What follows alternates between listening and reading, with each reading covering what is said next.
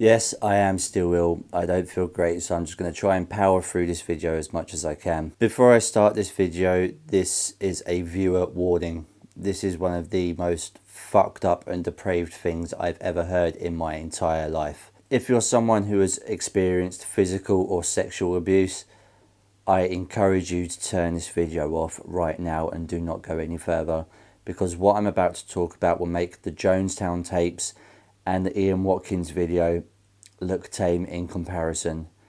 This is truly horrific. There is no reprieve at the end of this video. I might ruin the rest of your week. If you've chosen to stay, thank you, because I really need to get this out of my system.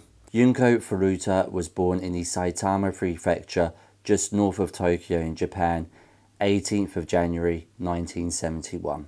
Growing up, she was a popular student and had high grades, and outside of school she worked part-time to help save up for an after-graduation trip that she was planning for. She was popular, attractive, never in trouble, and never partook in drugs, smoking or alcohol. This made her an easy target for the absolute fuck knuckles in this video, who by the end of it you will wish were given the death penalty. I'm not even going to call them by their names. I will refer to the ringleader as Twat 1, his younger brother Twat 2, and the other two as Twat 3 and Twat 4 respectively or disrespectively. I'm not calling them by their names, these absolute scumbags, pieces of shit. Twat 1 had decided he was going to win Junko's heart, so he plotted what seems like a light-hearted Cupid moment. He was going to have one of his friends fake attack her, where he would swoop in and save the day, like something you might see out of a light-hearted teen comedy romance. I wish it was just that. You see, previously Junko had rejected Twat 1's advances, but he still wanted to get physical, so this fake staged attack was just to win her trust so they could lure her anywhere. November the 25th, 1988, and Junko is riding home from work, where she is knocked off of her bike by an attacker, where Twat 1 is waiting conveniently, where he swoops in and saves the day. Offering her an escort home, he then led her into an abandoned warehouse where he raped her multiple times. After that, he took her to a hotel where he would phone Twat 3 and Twat 4, who then came over and then both took turns having their way with her. This was day one, and they decided that they had so much fun with her that they were going to keep her longer. This was day one of 44, and I'm not going into the day-to-day details because I'm going to save myself from that and you. They took Junko to Twat 1's parents' house, where they played with the facade that this was actually Twat 1's girlfriend. But after a couple of hours, the parents realised that this is nothing like that. And the reason they didn't step in was because they were afraid of their son's violent tendencies. On November the 27th, Junko's parents filed a missing persons report. To keep the investigation down, Twat 1 and Twat 2 forced Junko to call her parents and say everything was fine and that she was staying at a friend's house. In case some of you are wondering why she didn't just scream for help right on the phone then, what had happened was when they took her, they went through her school bag and found a notebook which contained her home address. And with Twat 1 apparently having links to the Yakuza, he said that if she called for help or tried to escape, he would send the gang round to murder her family. It also should be noted that the Yakuza had nothing to do with this. Over the next 40 days, the gang would invite over 100 guests round to do that to her. This is just the rape and sexual assault element of this story, because if these cunts weren't depraved enough, there is severe physical abuse involved in this as well. She was repeatedly forced to dance naked whilst they would jerk off to it, and then on multiple nights she was forced to sleep outside on the balcony naked. They would tie her down to the mattress and force objects into any orifice of her body, from her face downwards. This would involve lit cigarettes, bottles, metal rods, just to name a few. During this ordeal, she was only ever fed alcohol, milk, water, and repeatedly forced to huff paint thinner. They would tie her up to the ceiling and use her as a punching bag.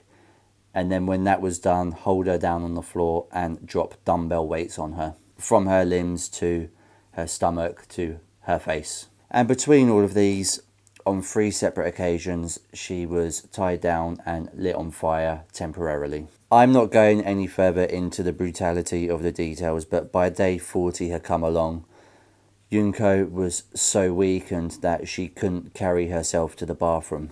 She, according to the twat gang, had started to give off a rotting smell, so they started to lose interest in her. So they went out and gang raped another 19-year-old girl.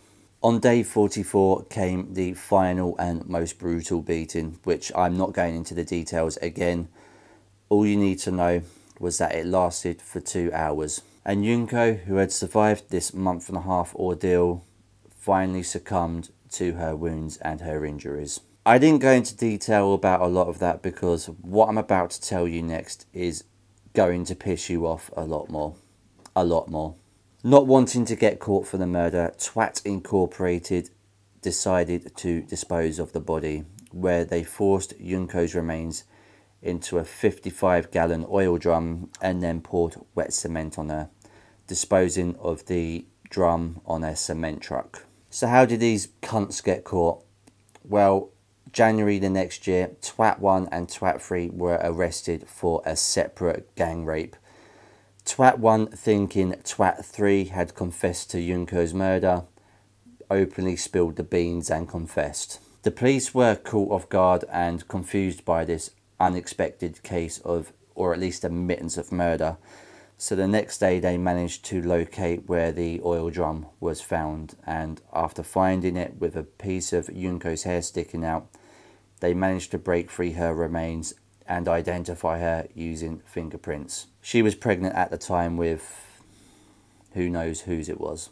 Now, I said this was going to make you angry, and I'm not lying. The longest sentence given out was to Twat 1 for 18 years. The shortest sentence given out was to Twat 4, 3 to 4 years.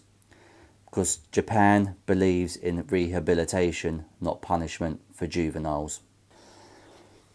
And this is where I need to break off the script and go on a small rant, because fuck me, you could not rehabilitate someone like that. It is pointless. The only type of sentence these pieces of shit deserve, regardless of age, like Jamie Bulger's murderers, regardless of their age, is a death sentence. You cannot unteach this kind of evil. But it gets worse. It gets worse.